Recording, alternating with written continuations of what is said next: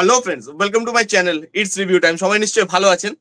আর আজকে একটা special podcast, এবং যেই মানুষটার সাথে পডকাস্ট, নিশ্চয়ই তার সঙ্গে নতুন করে পরিচয় করিয়ে দিতে হবে না। যারা বাংলা রিভিউ শোনে, ভালোবাসে বাংলা রিভিউ, সে তারা এই মানুষটিকে প্রত্যেকে চিনবে। অরিত্রস জ্ঞান থেকে অরিত্র ব্যানার্জি। থ্যাংক ইউ দাদা পডকাস্টে আসার জন্য, টাইম দেওয়ার জন্য থ্যাংক পডকাস্টে। ইউ। তো না, আমি একটু এবার আমি সরি বলতে চাই, তোমাকে একটু সরি বলতে চাই। তুমি অনেকদিন ধরে বলছিলে, বাট এই উইকডেজ এর মধ্যে একটু জানো তো চাপ চলে, আর একদম উইকেন্ডে একদম কিছু না কিছু কাজ পড়ে যাচ্ছিল, তো তাই জন্য কিছু না কিছু করে একটু পোস্টপন্ড হয়ে যাচ্ছিল।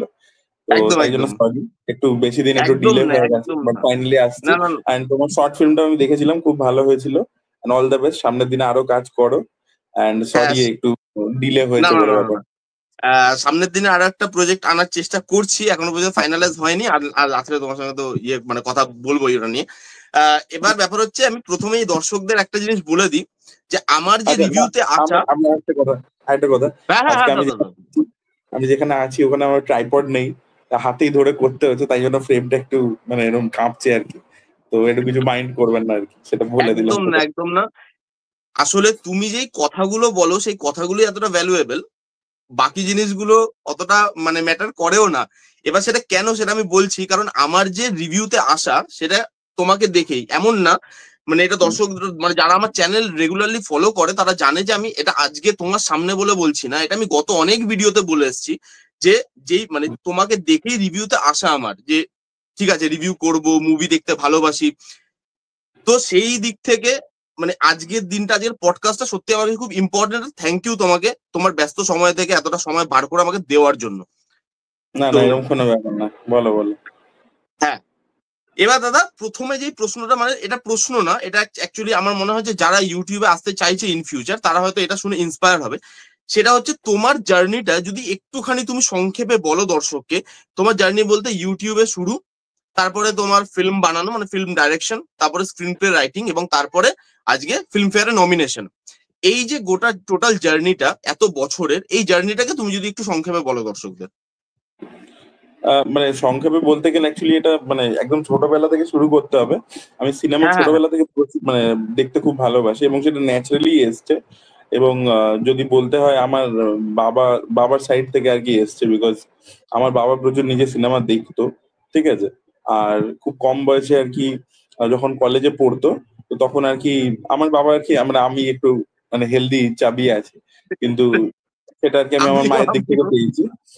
বাট আমার বাবা আর কি 6 ফুট 2 ইঞ্চ হাইট ছিল, এবং খুব যেরকম নর্মাল স্টাউট ফিগার হয় সেরকম, এবং কলেজের সময় জিম টিম করতো। তো সেই সময় আর কি আমার বাবা একটা বাংলা ছবিতে একটা ছোট পার্টও করেছে। আচ্ছা। প্রসেনজিৎ চ্যাটার্জির বাবা বিশ্বজিৎ চ্যাটার্জি একটা ছবি প্রডিউস করেছিলেন, ডিরেক্ট করেছিলেন। ছবিটার নাম ছিল রক্ত তিলক বলে।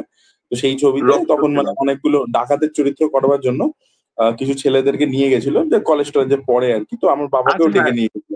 তো তখন আর কি শখে করেছিল, এবং সেটা ইউটিউবে এখন অ্যাভেলেবেল আছে। আমি একবার ভিডিও করে বলেও ছিলাম আর কি সেটার ব্যাপারে। তো আর আমার বাবা এমনি সিনেমা দেখতে খুব ভালোবাসতো। আমার বাবা, তারপরে আমার যে কাকা ছিলেন, তিনি আর্মিতে ছিলেন। তো সেও যখনই আসতেন। হ্যালো, হ্যাঁ হ্যাঁ হ্যাঁ, বলো শোনা দাদা, যাচ্ছে তো? শোনা যাচ্ছে। হ্যাঁ শোনা হ্যাঁ যাচ্ছে হ্যাঁ তো? হ্যাঁ হ্যাঁ হ্যাঁ, হ্যাঁ, তো শোনা যাচ্ছে। আমার যে কাকা ছিলেন, উনি আর্মিতে চাকরি করতেন। তো উনি যখনই উনিও প্রচুর সিনেমা দেখতেন। তো আমাদের বাবার সাইডে আর কি সবাই প্রচুর সিনেমা টিনেমা দেখতো। তো সেখান থেকে আমি ব্যাপারটা পেয়েছি, আর ছোটবেলা থেকে প্রচুর দেখতাম। আর আমার বাবা আমাকে খুব কম বয়স থেকে হলে নিয়ে যাচ্ছে। হলে প্রচুর ছবি দেখেছি। তারপরে একটা বয়সের পরে নিজে দেখা শুরু করেছি।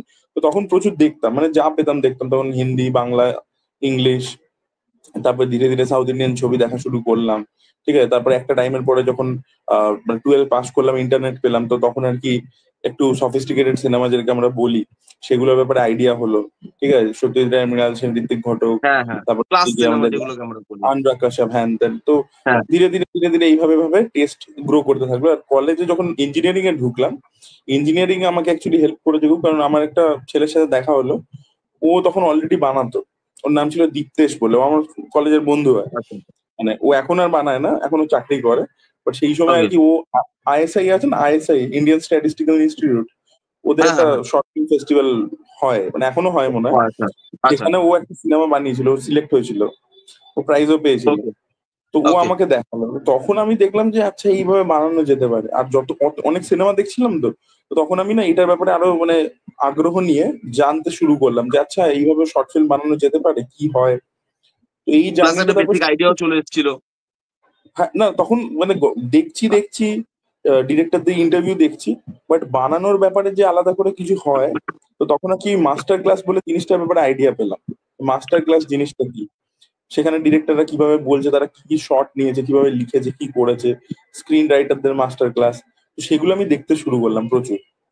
মানে তখন আমি মানে সারা দিন দেখতাম ওইগুলো বসে বসে, ঠিক আছে। আচ্ছা। আর মাস্টার মানে একটা কোন কোম্পানি ছিল তারা এরকম আলাদা করে মাল্টি কোর্সের মাস্টার ক্লাস করেছিল, তো সেটা আমি টোরেন্ট থেকে ডাউনলোড করেছিলাম, করে ওটা দেখেছিলাম, ঠিক আছে। এখন আমার কাছে আছে ল্যাপটপে, তোমাদেরকেও বলবো দেখতে, অসাধারণ। মানে মার্টিন স্কোরসেজির একটা পুরো আছে।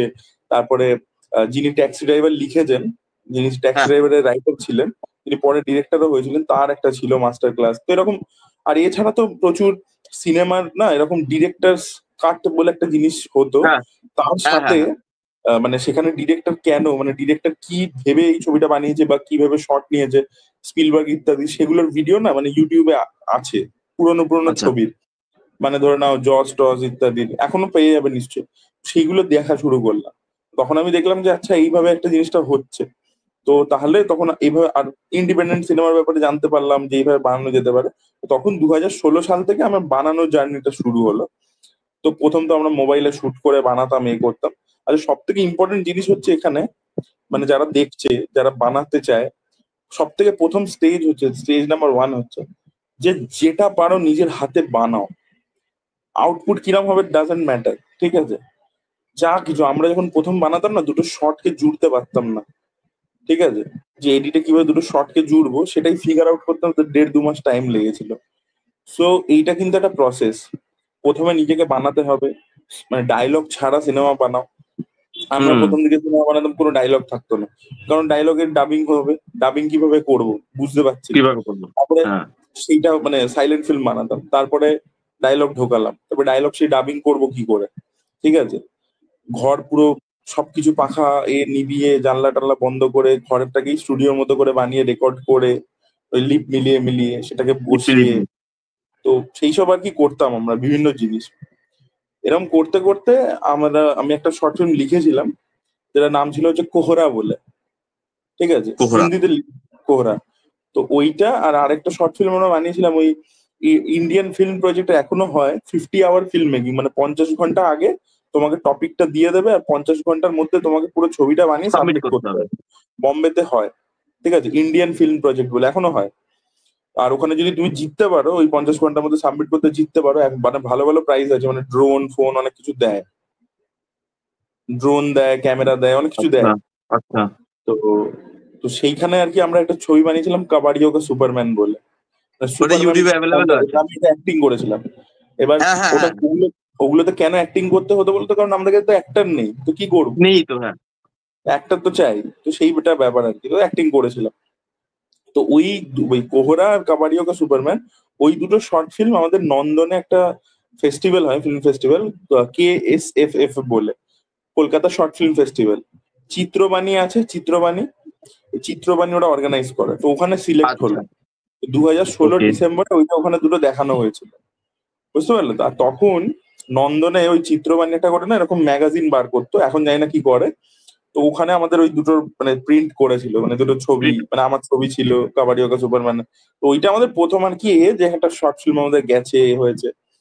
তো তারপরে আবার আমরা পরে 17 সালে বানালাম, জমা দিলাম। তারপরে একটা বানিয়েছিলাম ইনভার্সিয়া বলে কাজ, ঠিক আছে, ওটা বানালাম তারপর 17 সালে আর একটু বড় করে। তো সবই আর কি ওই বন্ধু বান্ধব তাদেরকে কাস্ট করে এইভাবেই আমরা বানাতাম আর কি। তো এইরকম চলছিল, তারপরে তো চাকরি শুরু হয়ে গেল। এবার যেটা প্রবলেম হচ্ছিল যে ফেস্টিভ্যালে তো যাচ্ছে, আর ফেস্টিভ্যালে ওই KSFF টা হচ্ছে নন্দন 3 আছে একদম উপরে। নন্দনে হ্যাঁ। গেছে হ্যাঁ। তো, হ্যাঁ। হ্যাঁ। নন্দন 3 হ্যাঁ। আছে হ্যাঁ। হ্যাঁ। উপরে, ওইখানে হ্যাঁ। হয়। হ্যাঁ। হ্যাঁ। নন্দনের থার্ড স্ক্রিন, যেটা এমনিতে সিনেমা চলে না, ওই কিছু চলে স্ক্রিনিং না। হ্যাঁ। টিনিং হলে ওই নন্দন 3 তে হতো। এবার নন্দন 3 তে মোটামুটি 50-60 জনের ক্যাপাসিটি আছে, 50-60 জন আসছে, দেখছে, হাততালি দিচ্ছে, সার্টিফিকেট পাচ্ছি। কিন্তু আমার মনে হচ্ছে যে গল্পটা যদি আরেকটু বেশি লোক দেখতো, যে সেখানে যদি পৌঁছে যায়। আর কোহরা শর্ট ফিল্মটা তখন ইউটিউবে 3-4 হাজার ভিউ পেয়েছিল, বুঝতে পারলে তো। মানে তো তখন তো 3-4 হাজার বিশাল ব্যাপার, যে হ্যাঁ 4 হাজার লোক বিশাল আমাদের ব্যাপার। কাজ করছে। তো এইসব চলছে।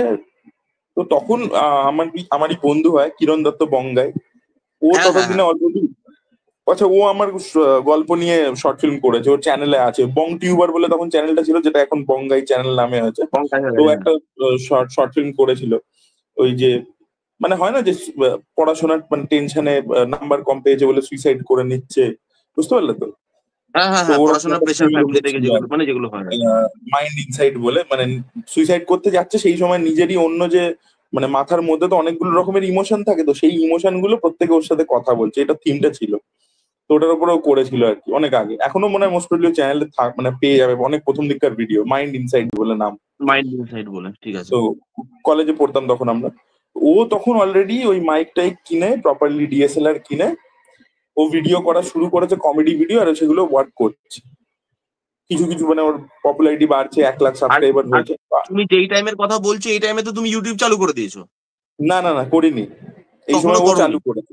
না না, আমি আচ্ছা। চালু করে, ও দেখলাম চালু করেছে। আমি কি করতাম, আমাদের একটা চ্যানেল ছিল ফিল্মি ফ্রিক্স বলে, আমরা ওই শর্ট ফিল্মই আপলোড করতাম আমরা, আচ্ছা। আর কিছু করতাম না। তো আমি ওকে। দেখলাম আমার চাই সাবস্ক্রাইবার, মানে আমি যদি একটা অডিয়েন্স পাই যারা সিনেমা দেখতে ভালোবাসে বা সিনেমা বোঝে, তাহলে আমি যদি তাদেরকে শর্ট ফিল্মটা দেখাতে পারি। তা আমি এইভাবে রিচটা ভাবলাম, বাড়বে। আর দেখলাম অলরেডি কিরণ করছে, তাই হ্যাঁ বললাম যে হ্যাঁ এটা হ্যাঁ। ভালো একটা অপরচুনিটি। আমি তাহলে চলো আমিও বানাবো। তো এবার আমি কি নিয়ে বানাবো, তো প্রথম দিকে না আমি মানে আমার চ্যানেলেই, তুই একদম প্রথম দিকে দেখো আমি স্কেচ কমেডি বানিয়েছিলাম, মানে চেষ্টা করেছিলাম স্কেচ কমেডি ভাইন্স ইত্যাদি, বিকজ আমি ওদেরটাই কপি করছিলাম যে কি করা যেতে পারে, ঠিক আছে। আর তোমার তো দেখলাম আরেকটাও বোধহয় চ্যানেল ছিল যেখানে তুমি অঙ্ক মানে কিছু মানে না না, ইয়ে ওটা মানে ওটাতেই ওটা এডুকেশনাল। এটাতেই ওটাতে আমাদের মানে অরিত্রস জ্ঞানেই করেছিলাম, সেটা বলছি। সেটা একটা ঘটনাটা হচ্ছে যে আমাদের যখন প্লেসমেন্ট যখন হলো না, প্লেসমেন্টে দেখবে প্লেসমেন্টের আগে অ্যাপটিটিউডের পরীক্ষা হয় না, ইঞ্জিনিয়ারিং হুম অ্যাপটিটিউড টেস্ট। হুম হুম হুম হুম হুম। এবার আমি অ্যাপটিটিউড মানে আমার বন্ধুদেরকে পড়াতাম, ঠিক আছে। আচ্ছা মানে এটা আচ্ছা হয়তো অনেকে জানতো না, মানে আমি খুব অল্প বয়স থেকে মানে পড়াই, ঠিক আছে। আর মানে আমি আমার মানে ব্যাচমেটদেরকেও পড়াতাম। আর এটা আচ্ছা কিরণও বহু ইন্টারভিউতে বলেছে, বিকজ কিরণের মেসের মধ্যে মানে বঙ্গাইয়ের মেসের মধ্যে, মানে ও তো সিভিলের ছিল, আমরা ইলেকট্রিক্যালে, তো আমি ওখানেই আর কি প্রচুর ছেলেদেরকে পড়াতাম, ও জানে, মানে ও দেখতো, ও পাশের রুমেই থাকতো, তো ওখানেই আমি ব্যাচ করাতাম আর কি। তো সেই সময়টা আর কি প্লেসমেন্টের আগেটাতে, মানে কলেজ তো সেইভাবে যেতে হয় না ফাইনাল ইয়ারের সময়, তো না। অ্যাপটিটিউডের ব্যাপার ছিল, মানে অ্যাপটিটিউড। এবার আমার বন্ধুরা বলছে একটু পড়িয়ে দে, এবার আমি বলছি যে আমি মানে আমার বাড়ি হচ্ছে নর্থ ক্যালকাটার দিকে, আর সেখান থেকে আমাদের কলেজ গড়িয়া, তো বারবার যাওয়ার ঝামেলা। তো আমি বলছি যে কি করে পড়াবো। তো তখন আমি ভাবলাম যে আমি যদি ওই টপিক গুলোর উপরে ভিডিও বানিয়ে আপলোড করে দিই, তাহলে তোরা দেখে নে। এখানে। সেই জন্য অরিত্রস জ্ঞান। এবং তুমি দেখো প্রথম দিকে সব কন্ট্রোল সিস্টেমের অঙ্ক পেয়ে যাবে, মানে আমাদের হ্যাঁ হ্যাঁ হ্যাঁ ইলেকট্রিক্যাল হ্যাঁ হ্যাঁ। সাবজেক্ট আর কি ওগুলো। তো ওইগুলোর করে করে আমি আপলোড করতাম, ওরা দেখতো। সেগুলো কিছু কিছু আবার অনেকেও দেখেছে, মানে অন্য লোকেরাও দেখেছে টেকেছে, সেখানেও আচ্ছা আচ্ছা। ভিডিও পড়ে, মানে কিছু ভিডিও আর কি বাংলাতে ওরকম টপিকের ওপর ছিল না, তো ভিউ পেয়েছিল। তো সেই থেকে চ্যানেলের নামটা আর কি অরিত্রস জ্ঞান, এটা কিছু দেবো তাই ওটা দিয়ে দিয়েছিলাম, যেহেতু পড়াশোনা রিলেটেড ছিল। হ্যাঁ হ্যাঁ। বাট তখন আর কি আমি ওই মানে, আর এটা হচ্ছে আরেকটু পরের কথা, যখন আমি কিরণের থেকে ইন্সপায়ার্ড হয়ে ভিডিও বানাতে শুরু করলাম, ভাইনস্টাইনস দিলাম, দিয়ে দেখলাম যে না, কমেডি ভিডিও দিয়ে এটা হবে না, মানে আমার ওটা ফোর্টে নয়। তো তখন আমি হঠাৎ করে 2017 শেষের দিকে এই সিক্রেট সুপারস্টার বলে একটা ছবি এসেছিল, সিক্রেট সুপারস্টার আমির খানের। আমির খান আর আর ইয়ে গান, ইয়ে নিয়ে ওই যে হ্যাঁ ওই হ্যাঁ হ্যাঁ, মেয়েটার নাম আর কি? আমাদের গোলমাল 4 রিলিজ করেছিল। তো তো সেই দুটো ছবির রিভিউ করি, সেটা আমার প্রথম জার্নি শুরু আর কি, আচ্ছা। ঠিক আছে। তারপরে অ্যামাজন অভিযান এলো, তারপরে টুকটুক করে, তখন এত ফ্রিকোয়েন্টলি ভিডিও দিতাম না, আমিও বোঝার চেষ্টা করছিলাম যে কিভাবে জিনিসটা হবে। তো এইভাবে করতে করতে 2018-তে পুজোর সময়, যেবারে সেই অনেকগুলো মানে 6টা ছবি মুক্তি পেয়েছিল, মনোজদের অদ্ভুত বাড়ি, কিশোর কুমার জুনিয়র, হ্যাঁ। এসবিএফ এর 3টে ছবি ছিল, ভিলেন, এক যে ছিল রাজা, ব্যোমকেশ গোত্র, আর ওইদিকে ছিল যে দেবের হইচই আনলিমিটেড। তো এই 6টা আচ্ছা। ছবি আমি রিভিউ করি। আর তার আগে অব্দি আমি টুকটাক করতে করতে অল্প অল্প সাবস্ক্রাইবার বাড়ছে, কোনোটায় পড়ছে ভিউ, কোনোটায় মানে পড়ছে না, তখনও মানে যে জায়গাটা ভেবে এসছিলে সেই জায়গাটা তখনও হয় মানে ইয়ে রিচ না। হয়নি। তো আচ্ছা। আমি এরকম ঠিকই করে নিয়েছিলাম, আর অফিসেরও তখন খুব নতুন নতুন ঢুকেছি, প্রেশার ছিল। তো আমি ভেবেছিলাম যে পুজোর সময় আমি ট্রাই করব পুরোপুরি, যে আমি 6টা ছবি দেখে রিভিউ করব, যদি আমার ক্লিক করে ভালো, আর না হলে আমি ছেড়ে দেবো, কারণ আর ওয়ার্কআউট করছে না, মানে কিছু ভিউজ আসছে না, সাবস্ক্রাইবার বাড়ছে না, কিছুই হচ্ছে না। কিন্তু এই পুজোর সময়টা ক্লিক করে গেল, মানে দেখলাম যে আমি হলে গিয়ে দেখছি আর হলে কি হয়েছিল, আমি যখন হইচই আনলিমিটেড দেখতে গেছি, দেখি দেব নিজে ভিজিট করতে এসছে হল। আমি আচ্ছা। ওটা পুরোটা ভিডিও করে ফ্যান্সদের সাথে কি ইন্টারাকশন হচ্ছে, কি হচ্ছে, হল থেকে বেরিয়ে গাড়িতে উঠছে, তখন মিত্রা হলটা ছিল, এখন তো বন্ধ হয়ে গেছে, সেটা পুরোটা ভিডিও করে আমি আপলোড করেছিলাম, দেখলাম প্রচুর লোকে দেখলো। তারপরে রিভিউটা দিলাম, রিভিউ প্রচুর লোকে দেখলো। তারপরে এক যে ছিল রাজা, তারপরে সবকিছু। তো এই 5 দিনে আমার কিন্তু সাবস্ক্রাইবার প্রচুর শুট আপ করে গেল, মানে 4-5 হাজার সাবস্ক্রাইবার হয়ে গেল এবং ভিউজও প্রচুর পড়লো। সেই থেকে আমি তখন সিরিয়াসলি করতে শুরু করলাম। তারপরে ডিসেম্বর মাসে রসগোল্লা এলো, শাহরুখ খানের জিরো এলো, এরকম করতে করতে করতে করতে তারপর 2019 থেকে আমি ঠিক করলাম যে ইন্টারভিউজ করব। তো তখন ইন্টারভিউ করা শুরু করলাম। প্রথম আমি ইন্টারভিউ করেছিলাম হরনাথ চক্রবর্তী, উনি খুব হ্যাঁ, ভালো হ্যাঁ। ব্যবহার করেছিলেন। নন্দনের মধ্যে ইন্টারভিউ করেছিলাম। তবে করতে করতে তারপর কৌশিক গাঙ্গুলি একদিন হঠাৎ ফোন করলেন, ওনার নগর কীর্তন ছবিটা রিলিজ নর করছিল, প্রিয়াতে প্রিমিয়ার ছিল, উনি বললেন যে তুমি এসো। তারপরে একটা খবরের কাগজ থেকে আমাকে ফোন করলো, বললো তোমার ইন্টারভিউ করতে চাই। তখন ফেসবুকে কিছু লোকের রিভিউ লেখে, আমি ইউটিউবে ভিডিও বানাচ্ছি, তখন এটা নতুন ঢুকছে জিনিসটা, এই ট্রেন্ডটা। আর সেই সময় না মানে ডিরেক্টরসরা এটাকে মানে রিভিউ বলে ধরতো না, না। পাত্তা দিত না। তারা অনেক কিছু বলতো যে ফেসবুকে অনেকে ভুলভাল বকে, এই করে, ইউটিউবে অনেকে ভুলভাল বকে। তো একটা পেপার থেকে আমাদের ইন্টারভিউ নিয়েছিল যে তোমাদের এটার ব্যাপারে কি রিয়াকশন, তোমরা কিভাবে করো, কি করো। তো সেই আমার প্রথম ইন্টারভিউ বেরোলো 2019-এর ফেব্রুয়ারি মাসে। আর সেই ওকে। ইন্টারভিউটা দেখেই কৌশিক গাঙ্গুলি আমাদেরকে ডাকলেন। আমি বললাম কৌশিক গাঙ্গুলি ডাকছে, বিশাল ব্যাপার। তারপরে এই করে টুকটুক করে করতে করতে করতে করতে তারপর একদিন এসবিএফ ডাকলো ইন্টারভিউ করার জন্য। এইভাবে হতে হতে হতে হতে তারপর তো জার্নি চলছে, এই আর কি। তো এইটা পুরো জার্নি। আর সিনেমার মানে লেখার জার্নিটা যেটা বলি, এবার যখন মানে 19 সাল হয়ে গেছে, তখন 19 সালেও আমি শর্ট ফিল্ম টর্ট ফিল্ম বানাচ্ছি। তারপরে আমি ভাবলাম যে না মানে কি হচ্ছে, তখন অ্যামেচার কাজ করছিলাম, বুঝতে পারলে তো, মানে নিজের বন্ধু বান্ধব নিয়ে। আমি ভাবলাম যে এইটা একটা লেভেল অব্দি হয়েছে, এবার এটা নেক্সট লেভেলটা কি, যে এটাকে নেক্সট লেভেলে কি করে নিয়ে যাবো শর্ট ফিল্মের ব্যাপারটাকে। তো আমি ভাবলাম আমাকে একটা প্রফেশনাল শর্ট ফিল্ম বানাতে হবে। প্রফেশনাল, অ্যামেচার আর প্রফেশনাল মধ্যে ডিফারেন্স কি, যে তুমি প্রপার টেকনিশিয়ান হায়ার করছো, যারা এই কাজটা করে, তারা তোমাকে হেল্প করে দেবে টু এক্সিকিউট ইউর ভিশন। তো আমি তখন ওটা ভাবলাম, কিন্তু আমাকে কে টাকা দেবে? ওতে তো টাকা লাগে, তুমি যখন ইন্ডাস্ট্রির হ্যাঁ, হ্যাঁ, প্রফেশনাল হ্যাঁ, লেভেলে অবশ্যই। আসতে গেলে টাকা লাগবে। একদম, একদম। তো আমাকে একজন ভদ্রলোক, উনি ইউএসএ তে থাকেন, উনি নিজেই কন্ট্যাক্ট করলেন। উনি, আচ্ছা এখানে আমি বলে দিই, দেখো সিনেমার কত পাওয়ার। সিনেমা কিন্তু কোনো ভেদাভেদ দেখে না, জানো তো। একদম। লোকে লোকে অনেকে অনেক রকম বলে, অনেক রকম কন্ট্রোভার্সি করে। উনি কিন্তু অ্যাকচুয়ালি ওনার মানে উনি বাংলাদেশের লোক, মানে উনি কিন্তু আচ্ছা, ইন্ডিয়ান নয়, উনি বাংলাদেশের লোক। মানে উনি আচ্ছা। ইউএসএ তে থাকেন। তো উনি আমাকে মেসেজ করতেন, কথা বলতেন। তো উনি বললেন যে আমার খুব ভালো লাগে। আর তখন আমি কি করতাম, যে ওই যে গল্পগুলো আমার লেখা ছিল, সেগুলো আমি আমার ফেসবুক পেজে পোস্ট করতাম। তো একটা গল্প পোস্ট করার সময় তখন না মানে কোভিড এসে গেছে, মানে 2020-র কথা বলছি। কোভিড এসে গেছে, তো তুমি গল্পটা যে পোস্ট করেছি দেখছি প্রচুর লোকে শেয়ার করছে, 150 শেয়ার হয়ে গেছে, আরো হচ্ছে। তো ওই ভদ্রলোকও পড়লেন। উনি বললেন এই গল্পটার উপর তুমি সিনেমা বানাবে? আমি বানাতেই পারি। বলছে আমি বললাম প্রডিউস কে করবে, এটা তো খরচা, যে পিরিয়ড গল্প। হ্যাঁ, বলছে হ্যাঁ, আমি হ্যাঁ। করবো। আমি ভাবছি মানে ইয়ার্কি মারছে। আমি বললাম যে আপনি, না না আপনি ইয়ার্কি মারছেন। বলছে না না তুমি করো, আমি করবো। তো উনি আমাকে টাকা পাঠিয়ে দিলেন, মানে এক কথায় বললেন তুমি বানাও। আচ্ছা, দুজনের সাথে কোনোদিনও দেখা হয়নি, ওই ভিডিও কলে 1-2 বার কথা হয়েছে। পুরো ট্রাস্ট করে মানে পাঠালেন। সিরিয়াসলি অবাক করার মতো ঘটনা না মানে। অবাক করার মতোই ঘটনা কিন্তু পুরো ব্যাপারটা। এবার তো আমি ওটা দেখলাম। তো আমি ঠিক করলাম যে আচ্ছা এবার আমি করবোটা কি করে। আচ্ছা উনি টাকা দিয়ে দিয়েছেন, আর আমাকে একটা কাউকে প্রপার লোককে কাস্ট করতে হবে, এই পুরো প্রোডাকশনটা আমি করবো কি করে। তো আমার চেনা পরিচিত যারা ডিরেক্টর ছিল, তাদের মধ্যে আমি কয়েকজনকে মেসেজ করলাম যে এটা আমি করে কি করে, প্রোডাকশন জিনিসটা করে কি করে।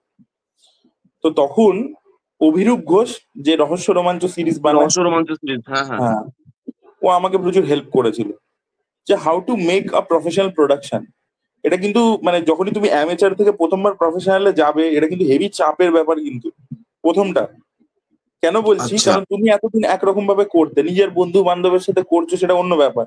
যখনই তুমি এবার ইন্ডাস্ট্রির লোকেদের সাথে কাজ করছো, ওটা কিন্তু ব্যাপারটা একটু অন্যরকম হয়ে যাবে। আচ্ছা তখন মানে এবার কিন্তু ওর মধ্যে টাকা পয়সার ব্যাপার ঢুকবে, টাইমের টাকা ব্যাপার পয়সার ঢুকবে ব্যাপার ওর চলবে। মধ্যে। আচ্ছা টাইমের খুব ব্যাপার, কারণ এরা তোমার কাছে টাকা নেবে। এবার ধরো একটা তুমি শর্ট ফিল্ম আমরা কলেজের সময় শুট করতাম নিজের ইচ্ছা মতো, 4 দিন হ্যাঁ 5 দিন হ্যাঁ 7 দিন, মাঝে ব্রেক দিয়ে পড়ে। এখানে কিন্তু তুমি শুট করার দিন পাবে এক, কারণ একটা শর্ট ফিল্ম তুমি শুট করবে, একটা তোমাকে কত ডেট দেবে? টেকনিশিয়ান যারা কাজ করে ইন্ডাস্ট্রিতে তোমাকে কদিন দেবে? ওইটুকু টাকা একদিনই দেবে। এবার একদিনে তোমাকে 12 মিনিটের সিনেমা, মানে এডিটেড ফুটেজ 12 মিনিটের বেরোবে, তার মানে শুট করেছো কতটা, এটা একদিনে শুট করতে হবে। প্রেশারটা বুঝতে পারছো তো? তো ওটা কিন্তু হেভি চাপের কিন্তু। তো আমি প্রথম তো আমাকে অভিরূপ ঘোষ পুরো জিনিসটা বোঝালো কিভাবে করতে হবে, কি করতে হবে, কোন কোন টেকনিশিয়ানের কাছে যেতে হবে। তা আমি কথাবার্তা বলে সবকিছু অ্যারেঞ্জ ট্যারেঞ্জ করলাম। এবার অভিনেতা চাই প্রপার একটা, কাকে কাস্ট করা যেতে পারে। আমি সৌরভ দাসকে ফোন করলাম, সৌরভ দাসের সাথে আমার পরিচয় ছিল, ইন্টারভিউ ইত্যাদি করেছিলাম, ফোন করলাম, সৌরভ দা আমি এটা বানাচ্ছি, এরম এরম ব্যাপার, এই টাকাই তোমাকে দিতে পারবো, তুমি করবে? তোর গল্পটা শুনে খুব ভালো লাগলো, বলে আমি করবো। এবার সব প্ল্যান প্রোগ্রাম করে টোরে সবকিছু অ্যারেঞ্জ করে, আচ্ছা সেই সময় তখন কোভিড এর লকডাউন খুলেছে, দু হাজার এটা বোধহয় কুড়ি তুমি নকশালের কথা বলছো। সালের কথা বলছি, 2020 শেষের দিকে। আচ্ছা এটা প্ল্যান করতে করতে আমার কত টাইম লেগে গেছে, অনেক মাস লেগে গেছে, কিন্তু হ্যাঁ একদিনে হয়নি। কারণ দু হাজার মানে কুড়ির মাঝামাঝি ওই লোকটা আমাকে বলেছে যে তুমি করো, তারপরে আমার ধরে নাও 2-2.5 মাস এরকম টাইম লেগে গেছে, আর তার মধ্যে কোভিড এর লকডাউন হচ্ছে আবার খুলে যাচ্ছে, লকডাউন হচ্ছে খুলে যাচ্ছে, এরকম হচ্ছে করতে করতে আমি তারপরে ফাইনালি সবকিছু ব্যবস্থা করে 2020 নভেম্বর মাসে আমরা এটা শুট করলাম, নকশাল। একদিনে? শুট একদিনে, পুরোটা একদিনে শুট করা, পুরো জিনিসটা করে টোরে এবার এডিট করতে গেলাম, এডিট টেডিট সবকিছু হলো যেরকম ভেবেছিলাম।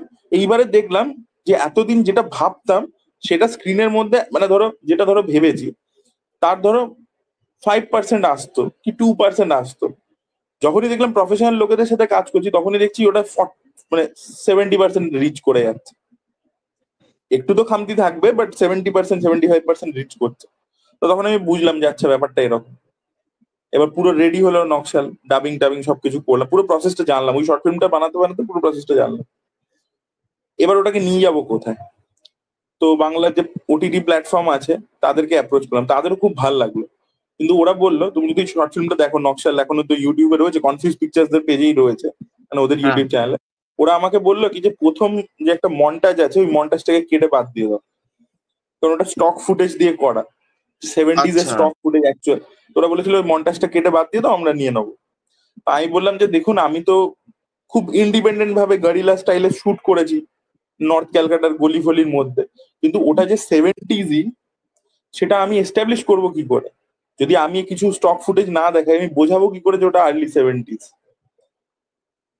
আর প্রথম প্রথম সিনেমা, তখন আমার মনে হলো যে কাটবো না, ইউটিউবেই ছাড়ি। এবার নিজের সেটা চ্যানেলে পিরিয়ডটা ছাড়বো তো বলো। পুরো রিক্রিয়েট করা ওই পজিশনের মধ্যে, হ্যাঁ ওই পিরিয়ডটাকে সেটা তো পুরোটা পসিবল আনা তো নয় না। সম্ভব না। হুম। হ্যাঁ হ্যাঁ হ্যাঁ তো হ্যাঁ। তখন আমি কনফিউজ পিকচার্স ওদের সাথে কথা বললাম, ওদের সাথে আলাপ হয়েছিল, তো তখন ওদের সাথে কথা বললাম। ওরা তখন নিল 2021-এর ফেব্রুয়ারি 5 তারিখে নকশাল আমরা রিলিজ করলাম ইউটিউবে। আর তারপরে তো 2 লাখের উপর লোকে দেখেছে, হুম হুম হুম। ম্যাক্সিমাম পজিটিভ আর খুব কমেন্টসই পেয়েছে। খুব খুব ভালো, খুব ভালো, খুব ভালো মানে শর্ট ফিল্ম ওটা। আমিও দেখেছিলাম ওটা যখন প্রথমে মানে এসছিল। তো খুব ভালো শর্ট ফিল্ম, মানে ওই কম যারা একদিনে শুট করে, যারা তুমি দেখেননি বললে এখনো, বলে জানলাম। হ্যাঁ যারা এখনো নকশাল দেখেননি দেখতে পারেন, কনফিউজ পিকচার্স এর ইউটিউব চ্যানেলে রয়েছে। একদম আপনার একদম। সৌরভ দাস রয়েছে, তো ওটা আপনারা গিয়ে দেখতে ওখানে পারেন। ওইখানে কালার কারেকশনের কাজ, ওখানে বিজিএম এর কাজ, সৌরভ দাস ওখানে গলিতে গলিতে আমি তো ভাবছিলাম এটা অনেক মানে অনেক দিনের শুট করা বোধহয়, যে ঠিক আছে না না ডাবিং একদম ফাবিং করে অনেক দিনের শুট করে। না সিরিয়াসলি, যারা যারা নকশাল দেখেননি, যান নকশাল গিয়ে দেখুন। আমি দেখেছিলাম হেভি, মানে খুব ভালো শর্ট ফিল্ম। হ্যাঁ। আচ্ছা এরপরে যেটা হলো সেটা হচ্ছে আহ তো নকশাল বানিয়ে ফেললাম। তো এবার মনে হলো যে চলো নেক্সট লেভেলে, এবার একটা শর্ট ফিল্ম হয়ে গেছে। তো এবার লেখালেখি তো করতামই অনেক গল্প, তাই ভাবলাম যে এবার পিচ করা শুরু করি 2021 সালে। তো কিছু ওটিটিতে বিভিন্ন জায়গায় বিভিন্ন লোকের কাছে গল্প পাঠাতে শুরু করলাম, দেখি সবই রিজেক্টেড হয়ে যাচ্ছে, বলছে না। তারপর করতে করতে একজনের আমার একটা গল্প ভাল লাগলো, তো তারপর তিনি বললেন যে, আমি নাম কারণ নিচ্ছি না, বুঝতে পারলে তো? তো তিনি না না বললেন যে ঠিক আচ্ছা আছে। আমরা এই টাইপের গল্প করতে চাইছি না, কিন্তু এটা ইঞ্জিনিয়ারিং কলেজ বেস যদি কিছু একটা গল্প তোমার থাকে, তো সেরকম একটা পাঠালাম নিজের এক্সপিরিয়েন্স থেকে। তো সেটাও দেখলাম রিজেক্টেড হয়ে গেল। তো এরকম করে বেশ কিছুদিন চললো। তো আমিও খুব ডিমোটিভেটেড হয়ে গেলাম যে যাই পাঠাচ্ছি সবই রিজেক্টেড হয়ে যাচ্ছে, তাহলে কি আমার কিছু গন্ডগোল আছে নাকি? আচ্ছা, এরকম সময় না প্রচুর আসবে, এই লাইনে এরকম সময় ম্যাক্সিমাম আসে, হ্যাঁ, যেখানে তুমি দেখবে তোমার গল্পটা রিজেক্টেড হয়ে যাচ্ছে, তা বলে কিন্তু একবারও ভাববে না যে তোমার মধ্যে গন্ডগোল আছে। হ্যাঁ, এখানে এই ফিল্ডটাতে স্পেশালি তোমার সাকসেসটা কথা বলে, ঠিক আছে, তোমার আগের কাজটা কথা বলে। তো তুমি যতক্ষণ মানে কাজটা পেয়ে যাচ্ছ না, ততক্ষণ ওরা একদম। মানে বা কিছু করে প্রুফ করে দিচ্ছ না, ততক্ষণ আর কি তোমার আগের কাজগুলো না না ঠিক না ঠিক না। যেই মুহূর্তে একবার প্রুফ করে ফেলতে পারবে তখন বলবে না না এর তোর মধ্যে ব্যাপার ছিল। ও মানে তো খুব ভালো তখন তো। হ্যাঁ, হ্যাঁ, এটা হ্যাঁ, হয়। তো ডিসহার্টেন্ড হবে না, হ্যাঁ, নিজের উপর কনফিডেন্স রাখতে হবে। এই একদম, লাইনটা একদম। কিন্তু খুব মানে মাঝে মাঝে কিন্তু প্রচন্ড ডিসহার্টনিং হয়ে যায়, প্রচন্ড ডিমোটিভেটিং হয়ে যায়। কারণ আমার মনে আছে সেই সময় আমার মনে হতো যে আমি তাহলে কি মানে ভুল লিখছি নাকি, তাহলে আমি এত সিনেমা দেখছি, রিভিউ করছি, পড়ছি, তাহলে কি আমি পুরো ভুল লিখছি, মানে সবই রিজেক্টেড হয়ে যাচ্ছে।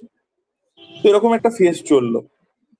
তারপরে যাই হোক আমি চেন্নাই চলে গেলাম মাস্টার্স করতে। আমি চেন্নাইতে এমবিএ করে ফিরলাম, আবার চাকরি করছি 2022 সালের এবার কথা বলছি। তো তারপরে আবার আমি আমি এই ব্যাপারটাকে আর কি ব্যাক সিটে রেখেছি, যে না ভাই এত মানে দৌড়াদৌড়ি করি কিছুই হয় না। আর মাঝে তার মধ্যেও অনেকবার অনেক ডিরেক্টরের সাথে কথা হয়েছে, একজন ডিরেক্টর আমাকে দিয়ে পুরো স্ক্রিপ্ট লিখিয়েছে, আচ্ছা। পুরো লিখিয়েছে, তারপরে বলছে যে দেখছি দেখছি জানাচ্ছি, এরকম করছে। তো এরকম প্রচুর জিনিস হয়েছে আর কি।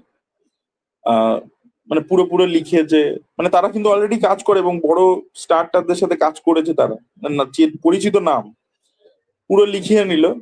তারপর দেখছি না কোনো টাকা দিচ্ছে না, তারপর যোগাযোগ করছে। তো আমি দেখলাম যে তার মানে এখানে কিছু হবে না, চলো যা রিভিউ চলছে আর চাকরি বাকরি চলছে এইভাবে চলবে। তো 2022 সাল পড়ে গেছে, আমি চলছে চলছে সবকিছু। হঠাৎ করে একদিন একটা প্রডিউসার আমাকে ডেকে পাঠালো, ডেকে পাঠিয়ে বললো যে আহ, আমি তোমার ভিডিও দেখি। উনিও খুব নাম করা মানে নাম করা বলতে মানে অডিয়েন্স জানে না ওনার নাম, আচ্ছা, ইন্ডাস্ট্রিতে উনি অনেক নাম করা লোক আর কি। তো অতটা লাইম লাইটে আসেন না আর কি। তো উনি বললেন যে আমি চাই যে তুমি আমার কাছে যে ডিরেক্টরের গল্প শোনাতে আসে তুমি ওখানে বসো, তুমি গল্পটা শোনো, শুনে তারপরে তুমি ফিডব্যাক দাও তোমার, যে আদৌ এটার উপর করা উচিত কি উচিত নয়, হ্যান ত্যান। আমি বললাম ঠিক আছে। আমাকে বললো তোমাকে আমি পেমেন্ট করবো, এ করবো। তা আমি গেলাম ওখানে। আর যেদিনকে গেছি সেদিনকে দুপুরবেলা আমাকে আমার প্রতিকৃত বসুর সাথে কথা হয়েছে ফোনে। হুম, হুম, হুম। প্রতিকৃত বসু আমাকে ফোন করেছে, তোমার কাছের মানুষের রিভিউটা দেখেছি, আমার ভালো লেগেছে, থ্যাংক ইউ সো মাচ। আমার কিন্তু পরিচয় ছিল না, মানে কোনো আগে আমি আচ্ছা। মানে দেখাও হয়নি সামনাসামনি, কোনো ফর্মালি কোনো হুম, আলাপ হুম, নেই। তো ওখানে আমি পৌঁছেছি প্রডিউসারের অফিসে, আমি বসে রয়েছি, হঠাৎ দেখি প্রতিকৃত বসুও ঢুকলো। তো দেখা হয়ে গেল আচ্ছা। দুজন। আর তখন বলে আরে কি খবর তুমি এখানে। তো ও তখন ওই গল্পটা শোনালো, আমি গল্পটা শুনলাম। এবার আমি বললাম যে এখানে না এরকম এরকম এই চেঞ্জেস গুলো করা উচিত, কারণ না হলে এই জিনিসটা মানে কোহেরেন্ট হচ্ছে না। তো ও দেখলাম শুনছে ফিডব্যাকটা, হ্যাঁ হ্যাঁ হ্যাঁ, তাহলে কি হতে পারে, এটার অল্টারনেটিভটা কি হতে পারে, আমি বললাম দু তিনটে জিনিস। তো এভাবে একটা আলোচনা হলো, যাই হোক সেই ছবিটা হয়নি। এবার ওখান থেকে বেরিয়ে আমি মানে ওখান থেকে বেরিয়েছি আমরা যখন 1-1.5 ঘন্টা পরে, তখন দেখছি ওখানে অফিস টাইম হয়ে গেছে সেক্টর 5-এ, বুঝতে পারলো তো? আর হুম, সেক্টর হুম, 5-এ হুম। অফিস টাইমে বাসে বিশাল ভিড় হয়, বিশাল ভিড় হয়, ঠিক হ্যাঁ। আছে। আর আমি ওরকম ঝুলে ঝুলে যেতে পারি না, বুঝতে পারলো তো, এই পাদানিতে ঝুলবো হাফ ঝুলে, আমার খুব অস্বস্তি লাগে আর রিস্কিও লাগে, অনেস্টলি স্পিকিং। রিস্কিও লাগে, হ্যাঁ। হ্যাঁ, হ্যাঁ, হ্যাঁ। হ্যাঁ। তাই বললাম যে তুমি তো তোমার গাড়ি আছে দাদা, তুমি কি ওইদিকে তো যাচ্ছ, আমাকে একটু উল্টোডাঙা নামিয়ে দেবে? বললো হ্যাঁ শিওর। তো গাড়িতে উঠেছি, সেক্টর 5 থেকে বেরিয়েছি। তা আমাকে বললো তুমি কি লেখালেখি করো? আমি বললাম যে হ্যাঁ লিখছি তো, অনেকদিন ধরেই পিচিং চলছে, কে জানে কি হবে। তো বলছে তুমি কি গল্প আছে তোমার কাছে? তো আমাকে তখন একটা আইডিয়া ছিল, একটা মাইথোলজির উপর বেসড। আমি ওকে শোনালাম যে এরকম ভাবে গল্প এ করছে, এই হচ্ছে ওই হচ্ছে, বলতে বলতে যতক্ষণ সেক্টর 5 থেকে করুণাময়ী পৌঁছে, ও করুণাময়ীতে গাড়িটা সাইড করলো, করে আমাকে বললো যে তুমি এই গল্পটা লিখবে আমার সাথে? আমি বললাম, সত্যি? বললো হ্যাঁ। কালকে কি করছো? তো পরের দিন শনিবার ছিল। আচ্ছা। তো গেলাম, আমি আর ও বসলাম একটা জায়গায়, সারা দিনে মানে ওখানেই লাঞ্চ টাঞ্চ সবকিছু করলাম, সারা দিন ধরে একটা খসড়া তৈরি করলাম। আমার কাছে গল্পটা লেখাই ছিল, আমাকে গল্পটা লেখা ছিল, বাট সিন বাই সিন জিনিসটা কি হবে একটা রাফ বানালাম আমরা। কোনো বললো এটাকে নিয়ে আমি পিচ করা শুরু করছি, ঠিক আছে, তোমাকে জানাচ্ছি কিছু আপডেট হলে। তারপর আবার 1.5 মাস 2 মাস কেটে গেল, কোনো খবর নেই, কোনো ফোন নেই, মেসেজ নেই। তো আমি আবার ভাবলাম যে কিছু হবে না, তবে আবার একদিন হঠাৎ করে ও আমাকে বললো যে দেখা করো। তো দেখা করলাম, আমি ভাবলাম আবার টাইম ওয়েস্ট হবে কারণ কিছুই হয়নি। তো গেলাম, আমাকে বললো যে একটা না কাজ আমি পেয়েছি একটা প্রোডাকশন হাউসে, তো তুমি কি লিখবে? বললাম যে হ্যাঁ, কিন্তু কোন প্রোডাকশন হাউস? তখন আমাকে বললো যে উইন্ডোজে আমি করছি, একটা এরকম গল্প আছে, তো এটা কিভাবে হতে পারে এই ছবিটা।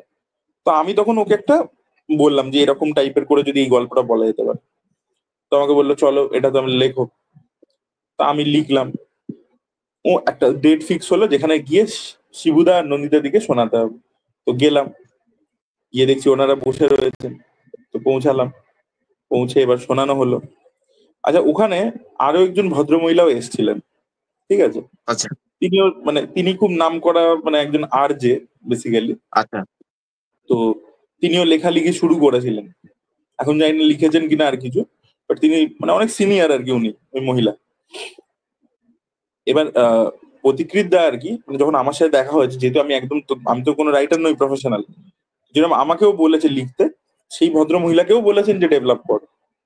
তো তিনিও আচ্ছা। এসছেন ওই দিন। এবার দুজনেরটাই শোনা হবে, যারটা ভালো চারটা লাগবে সিলেক্ট হবে। তারটা সিলেক্টেড হবে। এবার আমি তো এটা জানতাম না, এবার আমি তখন ওইখানে পৌঁছে জানতে পারছি যে এরকম একটা কম্পিটিশনের ব্যাপার আছে।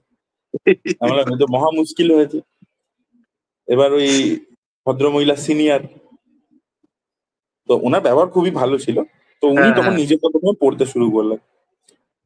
এবার আমি দেখছি, আমি সামনের দিকে রিয়াকশন দেখছি শিবুদার নন্দিতা দিয়ে। তো ওরা দেখছে দেখছে দেখছে, না শুনছে আর কি, তাকিয়ে রয়েছে। হয়ে গেল। এবার বললো যে এটা পড়ো না অরিত্র পড়ো। এবার আমি পড়লাম। তো শোনার পরে আমার এখনো মনে আছে নন্দিতা দি, মানে নন্দিতা রায়, উনি বললেন যে Aritra's version is better, it's more interesting. So বলে উই আর অন। এবার সেইখান থেকে শুরু হলো জার্নি। এবার প্রবলেম যেটা হলো যে ওই যে সাবজেক্টটা যেটা আমরা লিখেছিলাম ডেভেলপ করলাম, সেটা কদিন পরে গিয়ে হলো না, ঠিক আছে। Okay. আবার একটা হার্ডেল, মানে ধরো 2-3 সপ্তাহ আমরা কাজ করে ফেলেছি, তারপর গিয়ে ওটা হলো না কোনো কিছু প্রবলেমস এর জন্য। তো তারপরে আবার আমরা একটা মানে আমাদেরকে সাবজেক্ট দিল শিবুদা, বললো যে এরকম সূর্যশেখর গাঙ্গুলি রয়েছে, ইয়াংগেস্ট চেস গ্র্যান্ড মাস্টার, ওকে। তার সাথে গিয়ে কথা বলো, ওর বায়োপিক আমরা বানাবো। তোর সাথে গিয়ে তখন আমরা কথা বললাম, ওর ইন্টারভিউ রেকর্ড করলাম। এবার আমরা দেখলাম যে ও ও পুরো নিজের লাইফের ব্যাপারে বললো, ওর মায়ের ব্যাপারে সবকিছু বললো, আমরা রেকর্ড করে নিয়ে এলাম। তো সেখান থেকে আমি প্রথম একটা স্ক্রিন প্লে তৈরি করলাম যে কোন পোর্শনটা রাখবো। মানে ওনার তো ছোট থেকে একটা বড় অব্দি উনি তো বয়স্ক লোক আর কি, মানে উনি তো মিডিল এজড একটা লোক, কিন্তু কোন স্প্যান থেকে কোন স্প্যান অব্দি ধরবো,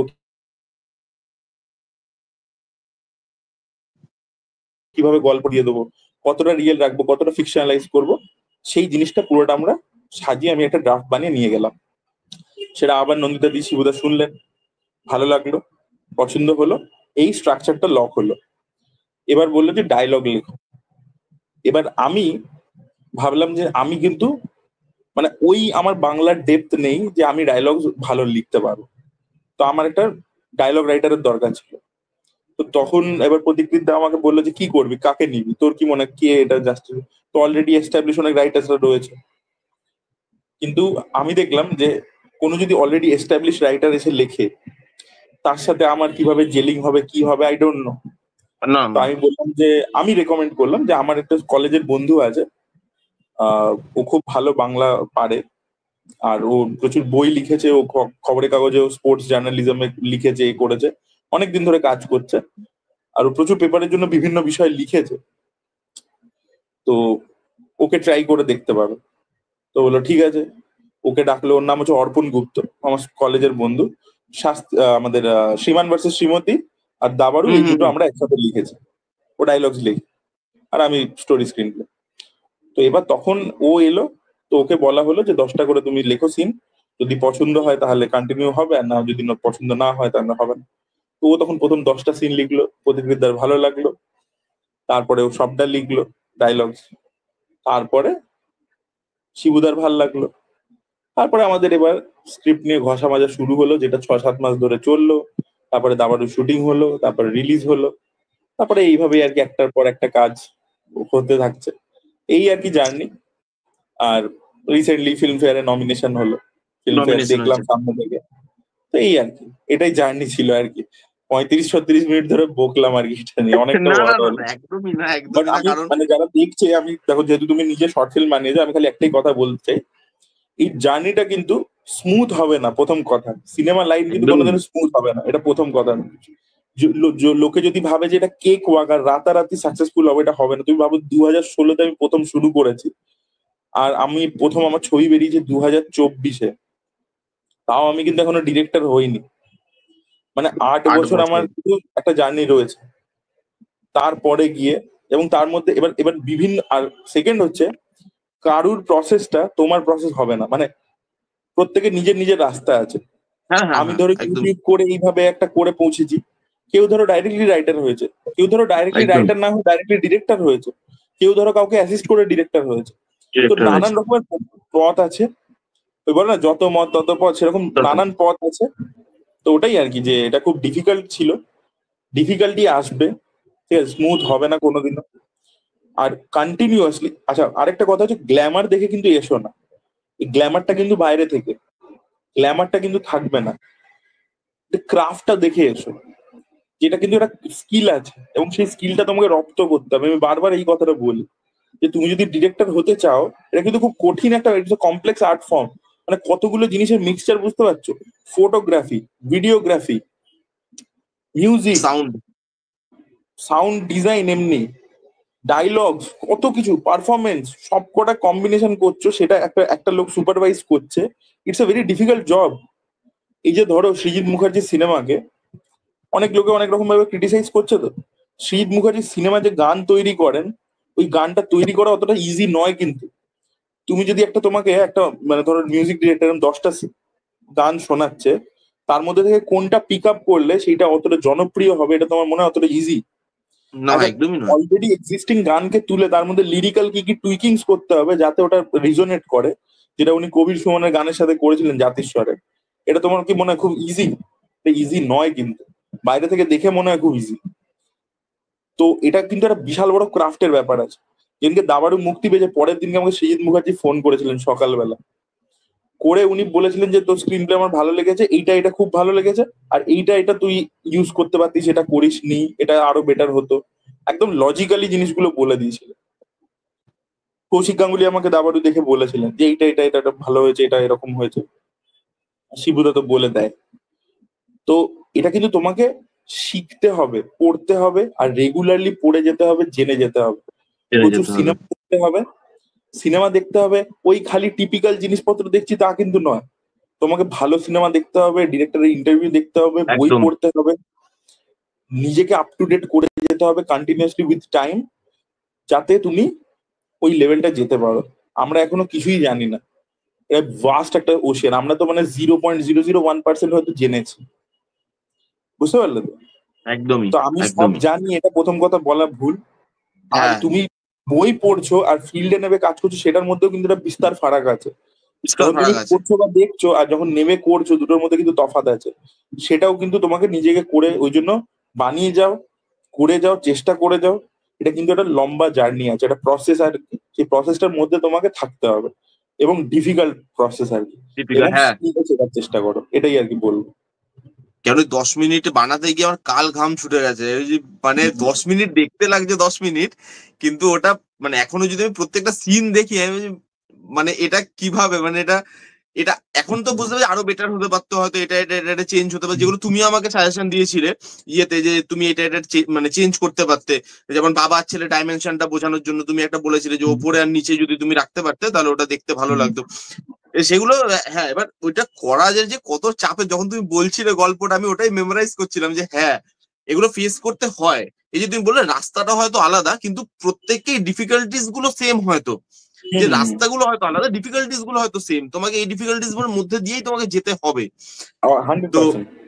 হ্যাঁ, আচ্ছা, এবার আমি যেটা জানতে চাইবো দাদা, যে তুমি এত দিন ধরে, এত বছর ধরে ইউটিউব করছো, তুমি যখন এসছো তখন ইউটিউবের কালচারটা একরকম ছিল, তুমি এখন যখন করছো তখন ইউটিউবে, মানে ইউটিউবের কালচার বলতে ইউটিউবের রিভিউয়ের কালচার, পার্টিকুলারলি যেহেতু রিভিউ কমিউনিটির কথা বলছি আমরা, তো সেখানে না আগে, মানে আগে যেরকম রিভিউ হতো আর এখন যেরকম রিভিউ হয়, তোমার কি মনে হয় যে রিভিউ, রিভিউ শব্দটা এখন সত্যি রিভিউয়াররা ইউজ করছে প্রপারলি, যে আমরা রিভিউ করি সিনেমার? হয় না যে একটা আমি দেখি, এটা অনেকে আছে না, এটা যারা তো আমি একটা, তো বুঝে গেছি তুমি কি বলতে চাইছো। দেখো ব্যাপারটা হয়েছে হ্যাঁ কি, যখন আমরা শুরু করেছিলাম আর তারপরে পরে যারা ফলো আপ করেছে, ধরো রূপম করেছে, তারপরে সাগর নীল করেছে, তারপরে আরো এরকম প্রচুর চ্যানেল আছে, মানে প্রথম প্রথম দিকে ইনিশিয়ালি যারা শুরু করেছে। আর তারপরে এরকমও নয় যে, এখনো কিন্তু অনেক চ্যানেল পরে যারা যুক্ত হয়েছে, ধরে নাও দেবজ্যোতি রয়েছে, মুভি বাব দেবজ্যোতির কথা বলছি, বা ধরে নাও লোকে কি ভাববে, আহ তো এরকম প্রচুর চ্যানেল, বা একটা চ্যানেল এসেছিল আমি মাঝখানে রেকমেন্ড করেছিলাম, ওটার নামটা এখন আমার মনে পড়ছে না। আহা, ওরা এখন ভিডিও কেন বানাচ্ছে না আমি জানি না, ওরা খুব ভালো ভিডিও বানাচ্ছিল, আমি ওদের রেকমেন্ডও করেছিলাম একটা। ওরা এখন বন্ধ করে দিয়েছে আর কি ভিডিও বানানো। তো এবার কি হয়েছে, প্রথম দিকে ইনিশিয়ালি যেটা আমার মনে হয়, যেটা অনেকে এখনো আছে যারা ওইটার জন্যই করে, যারা সিনেমাটাকে ভালোবেসে করে, ঠিক আছে, দেখতে ভালোবাসে, ওটাকে নিয়ে আলোচনা করতে ভালোবাসে, বা মেকার হতে চায়, বা একটা গল্প লিখতে চায়, এরকম উদ্দেশ্য নিয়ে করেছে। আর কেউ কেউ করেছে ওই গ্ল্যামার আর গ্লিটসটা দেখে, যে চকমকে ব্যাপার, হিরো হিরোইন, আমি একটা প্রিমিয়ারে যাব, ছবি তুলবো। আর আরো একটা দেখেছে যে এইটাতে কি বলতো, যে টাকাও আসে, টাকাও আসছে, হ্যাঁ। তো সেটাও। তো এই দুটোর কম্বিনেশনে যারা দেখেছে তারা আর কি জিনিসটাকে একটা অন্য পর্যায়ে নিয়ে গেছে। তারা বলছে রিভিউয়ার, কিন্তু তারা বেসিক্যালি মানে কিছু স্পেসিফিক হিরোর ভিডিও বানাচ্ছে, সেগুলোকে খালি ভালো ভালোই বলে যাচ্ছে, তো যেটা হ্যাঁ বেসিক্যালি হ্যাঁ, ফ্যান। তো এইগুলো 10টা 15টা করে ভিডিও আসছে দিনে। হ্যাঁ, এবার এতে এতে কি হয় যে, মানে একটা কোয়ালিটি ডাউন হয়। এবার একটা টাইমে আমি এগুলো নিয়ে বলেছি, এখনো কখনো সখনো বলে ফেলি যখন দেখি রেগে, মানে মানে কিছু মনে হয় যে ভুলভাল হচ্ছে। বাট মোস্টলি দেখবে আমি আগের থেকে এখন বলা কমিয়ে দিয়েছি। হ্যাঁ হ্যাঁ হ্যাঁ, কারণ আমার মনে হয় যে এগুলো নিয়ে তুমি আর কত বলবে, কারণ প্রত্যেকেরই তুমি তো কন্ট্রোল করতে পারবে না একটা পয়েন্টের পর। তো তুমি তোমার কাজটা ঠিকঠাক করে যাও। আমার চ্যানেলে তুমি দেখবে সব ধরনের ছবি, সব ধরনের সিরিজ, সিনেমা আমি যতটা পারি কভার করবেন আমি করি। ইন্টারভিউজ ইত্যাদি যা নিয়ে কথা বলা যেতে পারে, যেগুলো ইন্টারেস্টিং ব্যাপার আমার মনে হয়, আমি কথা বলার চেষ্টা করি। That's it. আর কে কি করছে, সে কিভাবে নিজের চ্যানেল গ্রো করতে চায়, কি করতে চায়, আমি এটা নিয়ে বদার নই। আর আমার মনে হয় কারোরই মানে সেটা বদার করা উচিত নয়। হ্যাঁ, এবার কি বলতো, যারা অলরেডি এস্টাবলিশ হয়ে গেছে তারা বদার করছে না, ঠিক আছে, কিন্তু যারা নতুন ঢোকার চেষ্টা করছে তাদের ক্ষেত্রে প্রবলেম যেটা হবে, যে যেহেতু এরকম একটা কালচার তৈরি করে ফেলেছে, এবার ধরো একটা সিনেমা আসছে কোনো বড় হিরোর, তুমি প্রপারলি ক্রিটিসাইজ করতে পারবে না বা রিভিউ করতে পারবে না, বিকজ হ্যাঁ অলরেডি ওই চ্যানেলটা পুরো ভালো ভালো বলে দিয়েছে। আর তুমি যদি প্রপারলি ক্রিটিসাইজ করো, ব্যাপারটাকে অ্যানালিসিস করো, তখন তোমাকে গালাগালি শুনতে হবে। এইটা প্রবলেমটা হয়ে গেছে নতুন চ্যানেলদের জন্য যারা ধরো করছে। তো সেইটাই আর কি প্রবলেম আর কি। কিন্তু এটা দেখো, এটা কিছু করার নেই, এটা থাকবেই, এটা তোমাকে ওভারকাম করে করে যেতে হবে, কাজ করে যেতে হবে। এটাই মানে, এটা নিয়ে কিছু বলার নেই, মানে কি বলবে তুমি, ওটা তো প্রপার রিভিউ নয়, এটা তুমিও বুঝতে পারছো। আর দর্শকেরও এক সংখ্যা কিন্তু বুঝতে পারে যে এটা নয় বুঝতে প্রপার পারছে, রিভিউ। একদম। যে এই মানে ভুলভাল বকে যাওয়া, মিথ্যে ইনফরমেশন দিয়ে যাওয়া, এই ধরনের জিনিসপত্র আর কি, মানে doesn't make any sense actually. কেননা সেই মানে সেম জিনিসটা তুমি বললে বলে আমি খাকি বেঙ্গল চ্যাপ্টার বেরোলো কিছুদিন আগে। হুম। হ্যাঁ। এবার এবার ওই আমি দেখেছি সিরিজটা, দেখার পর আমার সিরিজটা খুব একটা পোষায় না, আমি রিভিউতেও বলেছি, আমি এখন অন হ্যাঁ। ক্যামেরাও বললাম, তাতে আমার কোনো যায় আসে না। তো আমার আমার সিরিজটা খুব একটা পোষায়নি, যে সিরিজটা নতুনত্ব কিছু দিতে পারেনি বলেই আমার মনে হয়েছে। এবার বলেছি, এবার বলার পর যথারীতি কমেন্টে মানে সেই জিনিসগুলো, যে আমি মানে শুনতে চাইছে না যে লোক, না লোক সবাই ভালো বলছে তাহলে তোমাকেও ভালো বলতে হবে, এবং মানে সেই জিনিসটাই, ওই কালচারটাই হয়ে গেছে এখন। এটা তো ঠিক কথাই। হুম। আচ্ছা, এইবার যেটা দাদা, তোমার, তুমি যে ফিল্মফেয়ারে নমিনেশন পেয়েছিলে, এবার নমিনেশন পাওয়ার পর ফিল্মফেয়ার নিয়ে একটা কন্ট্রোভার্সি তৈরি হয়েছে রিসেন্টলি, যে দেবদা, জিৎদা এরা মানে মানে ফিল্মফেয়ারে নমিনেশন পায়নি ঠিকঠাক করে, মানে সেই মুভিগুলো এক টাইপের মুভি পেয়ে গেছে। এবার সেটা নিয়ে তোমার কি বক্তব্য? কিন্তু আমার মনে হয়, আমি আমার বক্তব্যটা যদি এই যে মানে বাংলা হিন্দি ফিল্মফেয়ার যে কতটা বিক্রি হওয়া জিনিস সেটা তো আমরা সবাই জানি, এটা নতুন করে বলার কিছু নেই।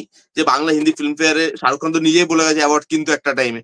তো সেখানে আমার মনে হয়েছে যে ফিল্মফেয়ার অনেকদিন বাদে বোধহয় একটা ভালো অ্যাওয়ার্ড, মানে ভালো ভালো জিনিসকে অ্যাওয়ার্ড দিয়েছে যেগুলো সত্যি 100% ডিমান্ড আমিও তাই বলি। করতো। আমি অলরেডি একটা ভিডিও বানিয়েছিলাম, আমি তুমি যে কথাটা বললে হ্যাঁ, এটাই বলেছি।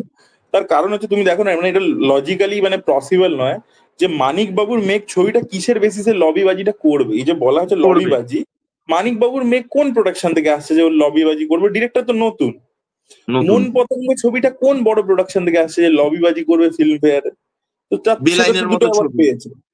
বেলাইন কি করে লবিবাজি করবে? লবিবাজি করবে। আর এগুলো প্রত্যেকটা ভালো ছবি। আচ্ছা, চালচিত্র চালচিত্র বলে যে ছবিটা, মানে আমাদের চালচিত্র এখন বলে যে ছবিটা, মানে আমাদের অঞ্জন অঞ্জন দত্ত, দত্তের অঞ্জন ছবি, দত্ত। হ্যাঁ, হ্যাঁ, সেই হ্যাঁ। ছবিটা কি ভালো ছবি নয়? মানে সেটা কি অ্যাওয়ার্ড ডিজার্ভিং ছবি নয়? তাহলে আচ্ছা, তারপরে ধরে নাও এই যে বহুরূপী পদাতিক। থেকে বা পদাতিক, পদাতিক যে এই পদাতিক যে বেস্ট স্ক্রিন প্লে পেয়েছে, এটা কি ডিজার্ভিং নয়? মানে পদাতিক তো Srijit Mukherjee one of the best, top 3 এর বেস্ট। মধ্যে থাকবে। তো একদম।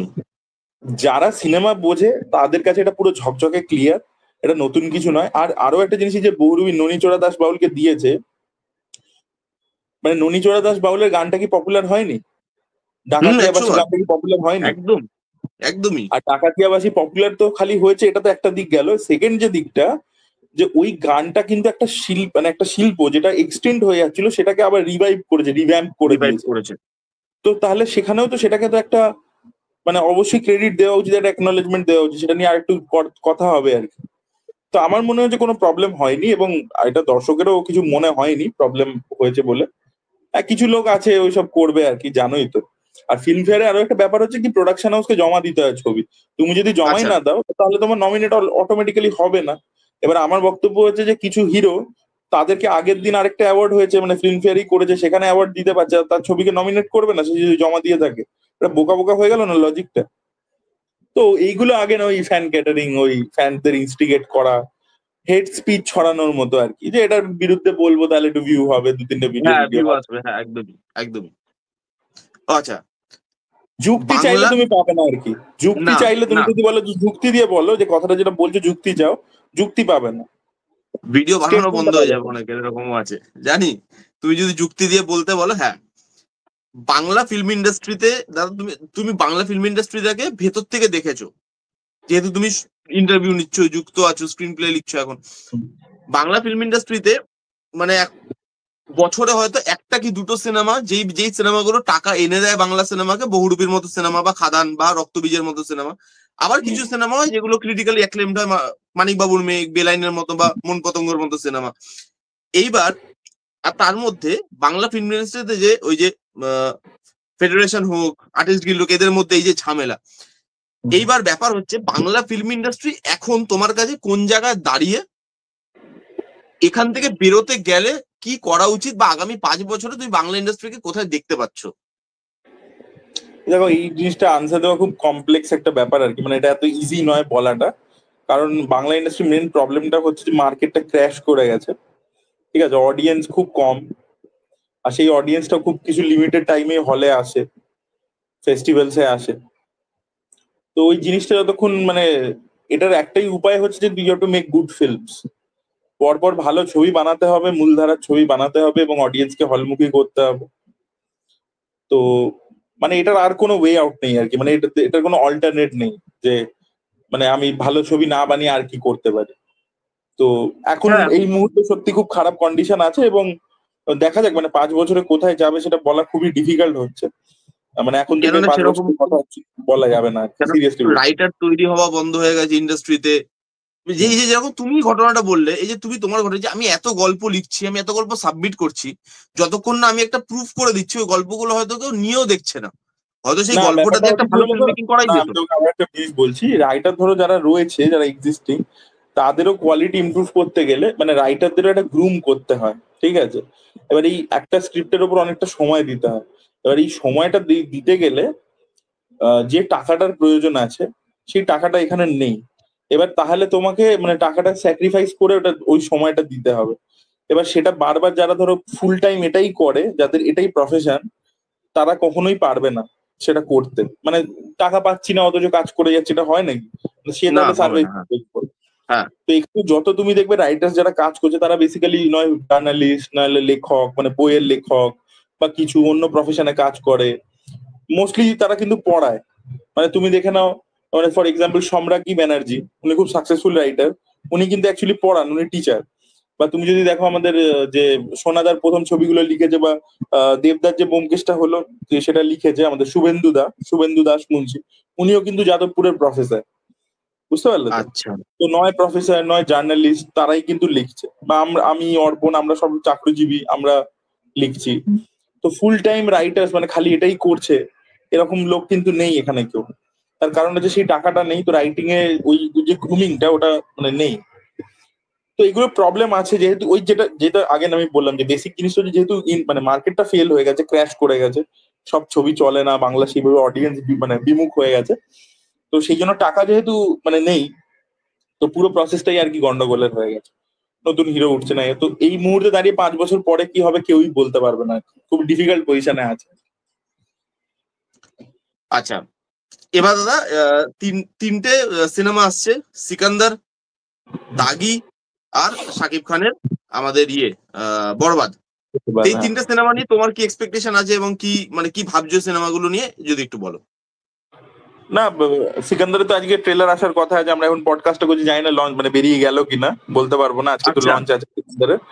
তো সিকান্দারের টিজারটা তো মানে ঠিকঠাকই ছিল, কিছু জিনিস ভালো ছিল, কিছু জিনিস খারাপ ছিল। আর তিনটে গানের মধ্যে থার্ড গানটা ভালো হয়েছে। দেখা যাক, আশা রয়েছে আমার সিকান্দারের থেকে, বিকজ ডিরেক্টর খুব ভালো। আর বরবাদের তো এখন অব্দি যা টিজার এসছে ভালোই ছিল, গানটাও ডিসেন্টলি লেগেছে আমার। আর দাগিরও টিজার আমার ঠিকঠাকই লেগেছে। তো তিনটেই মানে এখন অব্দি যেহেতু ট্রেলার দেখিনি বা ছবিগুলো না দেখলে মানে কি ভাবে বলবো, বাট এক্সপেকটেশন রয়েছে আর কি। মানে যখন অব্দি আমি এক্সপেকটেশন। পুরো ছবিটা দেখে নিচ্ছি না, ততক্ষণ অব্দি আমি একটা এক্সপেকটেশন তো সব ছবির থেকেই রাখি। হ্যাঁ, সে হ্যাঁ, কারণে আমি হ্যাঁ। চাই যে এগুলো ছবিগুলো ভালো হোক। তো হ্যাঁ, তো আমার এক্সপেকটেশন তিনটে ছবির থেকেই রয়েছে। আর মানে শ্রীমান শ্রীমতি নিয়ে অনেকে অনেকে জানতে চাইবে, শ্রীমান শ্রীমতির মানে মানে পুরো কি কমপ্লিট হয়ে গেছে, নাকি কিছু বাকি আছে, লাস্ট প্রিপারেশন না, চলছে, না, না, মানে কি পুরো কি পয়সা? ছবি রেডি হয়ে গেছে। পুরো ছড়ি মানে মানে পুরো রেডি, হ্যাঁ, জাস্ট রিলিজ করবে? হ্যাঁ, এপ্রিল মানে পয়লা বৈশাখে রিলিজ হওয়ার কথা ছিল, বাট এখন পিছিয়ে গেছে, মে মাসে রিলিজ করবে। অলরেডি আমরা পোস্টার রিলিজ করে দিয়েছি, খুব হ্যাঁ। শীঘ্রই টিজার ট্রেলার ইত্যাদি আসতে শুরু করবে আর কি। মিঠুন দার সঙ্গে কাজ কিরকম লাগলো, মানে কাজ কাজ করে মানে দেখা হয়েছে মিঠুন দার সঙ্গে সামনাসামনি? হ্যাঁ, হ্যাঁ, হ্যাঁ, বহুবার। কেন, দেখা দুটো ছবিতে করেছি ব্যাক টু ব্যাক, শাস্ত্রী, হ্যাঁ, তারপরে দুটো শাস্ত্রী ছবি এবং করেছি। হ্যাঁ, তো কাজ করেছি, খুবই ভালো এক্সপিরিয়েন্স, অনেক কিছু শেখার আছে। এবং উনি খুব মানে সিনিয়র, অনেক অনেক রকমের গল্পও বলেছেন, ওনার ব্যবহার খুব ভালো। আর উনি মানে একটা সিনের লজিকটা জিজ্ঞেস করেন আর কি, যে কেন এটা রেখেছো, কি আছে, কেন আমার ক্যারেক্টারের সাথে যাচ্ছে, কি হচ্ছে। স্ক্রিন প্লে নিয়ে খুব পার্টিকুলার, আর উনি কিন্তু খুব নলেজেবল, পার্টিকুলার। নিজে প্রচুর সিনেমা দেখেছেন, বই টই পড়েছেন, কারণ উনি যেহেতু পুনে থেকে ট্রেন্ড আর কি অ্যাক্টর। তো আচ্ছা। হি ইজ ভেরি গুড, মানে খুবই ভালো। এবং অঞ্জন দার সাথেও কাজ করেছি, সেটাও খুব দারুণ ছিল। আমি যে অ্যাক্টার্সদের সাথে কাজ করেছি, দীপক দা মানে চিরঞ্জিত চক্রবর্তী, আহ দীপঙ্কর দে, ঋতুপর্ণা সেনগুপ্ত, এই তো বলছিলাম। তারপরে আমাদের পরমব্রত চট্টোপাধ্যায়, কৌশিক সেন, সোহম চক্রবর্তী, প্রত্যেকের সাথেই এক্সপিরিয়েন্স খুবই ভালো আর কি। আচ্ছা, এখন প্রত্যেকটা জায়গায় রি রিলিজ চলছে সিনেমার, বাংলাতেও হয়েছে, নায়ক রি রিলিজ করলো, তার আগে ওই ওই মুভিটা ওই যে কি দেবদার যে সিনেমাটা রিলিজ করলো, দেবদাস শ্রাবন্তী, কি যেন নাম সিনেমাটার, আহ শুধু তোমারই জন্য। শুধু তোমারই জন্য রিলিজ করলো। তোমাকে যদি বলা হয় যে পাঁচটা এমন বাংলা সিনেমা যেটা তুমি চাও যে রিলিজ করা হোক, তাহলে কোন পাঁচটা বাংলা সিনেমা হবে?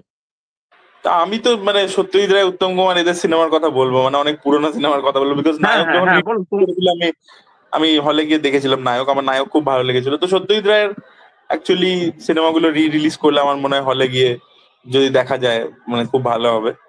স্পেশালি তো ক্যালকাটা ট্রিলজি, মানে ক্যালকাটা প্রতিদ্বন্দ্বী, ট্রিলজি। জন অরণ্য, সীমাবদ্ধ, এই তিনটে ছবি যদি হলে রিলিজ হয়। তারপরে ধরো উত্তম কুমারের আমার সপ্তপদী ছবিটা যদি হলে রিলিজ হয় আর কি, আমার সপ্তপদী বড় স্ক্রিনে দেখার খুব ইচ্ছে আছে, আমার খুব পছন্দের ছবি। তারপরে ধরে নাও আহ একটা সিনেমা আছে উত্তম কুমারের, বাঘবন্দি খেলা বলে, ওখানে উনি ভিলেন হয়েছিলেন। বাঘবন্দি খেলা ভিলেন হ্যাঁ, হয়েছিল, তো হ্যাঁ, উনি হ্যাঁ, হ্যাঁ। ভিলেন হয়েছিলেন, হ্যাঁ, তো ওইটা মানে এগুলো আর কি আমার মানে হলে দেখার ইচ্ছা আছে। বা খোকা বাবুর প্রত্যাবর্তন বলে একটা ছবি আছে, ঠিক আছে। হ্যাঁ, পরে আমার শত্রু ছবিটা, মানে যেটা অঞ্জন চৌধুরীর শত্রু, সেটা যদি হলে রিলিজ হয় তাহলে খুব ভালো হয়। রঞ্জিত মল্লিক। হ্যাঁ হ্যাঁ, তো এইগুলো আর কি যদি রিলিজ হয় খুব ভালো হয়। ওকে, একদম লাস্টে চলে এসেছি। আমি জাস্ট একটা র্যাপিড ফায়ারের মতো করব, তোমাকে জাস্ট দুটো করে নাম বলবো, তুমি তোমার ফেভারিটটা ওখান থেকে পিক করে নেবে। ওকে, শাহরুখ খান না সালমান খান? শাহরুখ। বেঙ্গলি ফিল্ম না Malayalam film? Malayalam cinema. Malayalam cinema. YouTube না movie making? Movie making. Okay, এবার মুভি মেকিং এর ডাইরেকশন না screenplay writing? Direction. Rupam দা না সাগর নীল দা? মানে এটা কিসের বেসিসে? রূপম না সাগর রিভিউ নীল? এর বেসিসে, তোমার তোমার তোমার মানে মানে কি বলবো, যে তোমার পছন্দের বেসিসে, যে এই রিভিউটা হ্যাঁ মানে ভালো। আমি একটা বা পয়েন্টে বলছি, ধরো ইন্টারভিউ করার ব্যাপারে, হ্যাঁ, ইন্টারভিউ করার ব্যাপারে আমি সাগর নীলকে এগিয়ে রাখবো, বিকজ সাগর নীল মানে সব থেকে ভালো ইন্টারভিউ করে যতজন আছে সবার মধ্যে, মানে আমার থেকেও ভালো করে। আমি আচ্ছা এটা এটা রূপমও জানে, রূপমও বলে সাগর নীল আচ্ছা এক্সট্রাঅর্ডিনারি ইন্টারভিউ করে। ঠিক আছে, মানে ওর কথা বলার যে প্রসেসটা, এটা আমি ওদের সামনেই বলি, মানে এরকম নয় কি তোমার এখানে বলছি ওখানে অন্যরকম কথা বলি। তো ওটা খুব ভালো।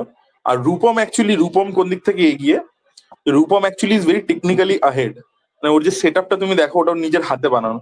আর Rupam is also filmmaker actually, মানে রূপম কিন্তু অ্যাকচুয়ালি সিনেমা বানায়, ও বানিয়েছে। হ্যাঁ আমি এবং দেখেছি, ওর, হ্যাঁ রিভিউ হ্যাঁ, সিনেমা দেখেছি। তো ওর কিন্তু অ্যাকচুয়ালি মানে মেকারের মাইন্ড আর কি, বুঝতে পারলে তো? And ও কিন্তু পুরো জিনিসটা হাতে করে করতে পারে, মানে ও এডিট করতে পারে, ও লাইটিং এর প্রচুর কিছু করতে পারে, ও ক্যামেরা অপারেট লাইটিং করতে এর পারে। কাজের, হ্যাঁ, ও লাইটিং এর ক্যামেরা অপারেট সেন্স করতে আছে। পারে। তো ফিল্ম মেকিং পার্সপেক্টিভ থেকে আমি রূপমকে এগিয়ে রাখবো, কারণ সাগর নীল হাতে করে কিছু বানায়নি এখন অব্দি। বাট ইন্টারভিউ যদি নেওয়ার ব্যাপারে হয়, তাহলে আমি সাগর নীলকে এগিয়ে রাখবো।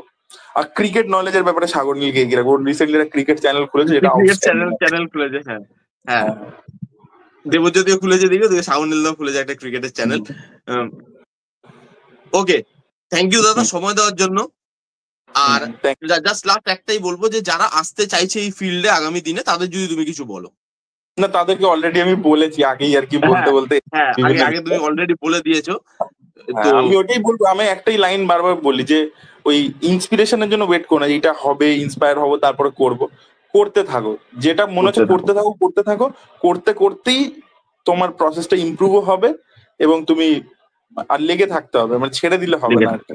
এটাই। থ্যাংক ইউ সো মাচ দাদা, এতটা সময় দেওয়ার জন্য। আগামী Thank you, দিনে thank আরো you. আরো পডকাস্ট আসবে তোমার সাথে, আশা করি। তো থ্যাংক ইউ সো মাচ আবার। আজকের Thank you, thank you. Podcast ছিল এই পর্যন্ত। দেখা হচ্ছে নেক্সট কোনো Okay. ভিডিওতে, ততক্ষণ bye bye, take care and be safe. Okay. Bye bye. Thank you দাদা।